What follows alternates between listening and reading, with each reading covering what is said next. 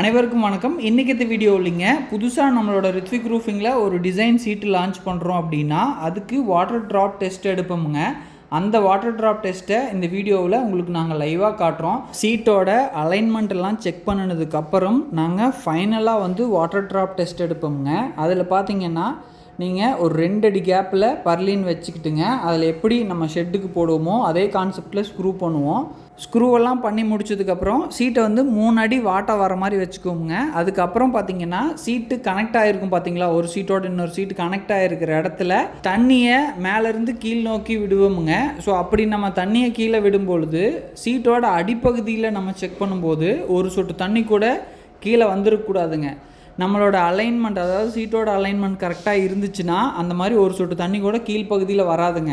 Suppose சீட்டோட அலைன்மெண்ட்டில் ஏதாச்சும் mistake இருக்குது அப்படின்னா 100% கீழே தண்ணி கொட்ட ஆரம்பிச்சிடும். நிறைய இடத்துல பார்த்தீங்கன்னா, பிரதர் நாங்கள் சீட்டு போட்டிருக்கிறோம், ஆனால் சீட்டு ஜாயிண்டாக இருக்கிற இடத்துலேருந்து வாட்டர் ட்ராப் வருது, அது என்ன காரணத்தினால அப்படின்னு சொல்லி நிறையா நண்பர்கள் கேட்பாங்களுங்க.